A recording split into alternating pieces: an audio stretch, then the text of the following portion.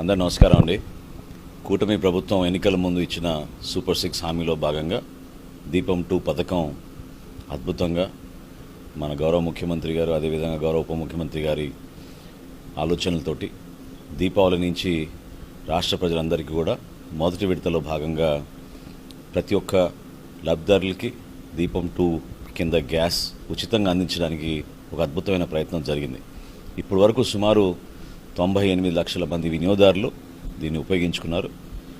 మార్చి 31వ తారీఖు వరకు ఇంకా సమయం ఉంది కాబట్టి దయచేసి మన రాష్ట్రంలో అర్హత ఉన్న లబ్ధిదారులందరూ కూడా ఉచిత గ్యాస్ పథకం దీపం 2 కింద పొందే విధంగా మీరు ఇమీడియట్గా నమోదు చేసుకోవాల్సిన అవకాశం ఉంది.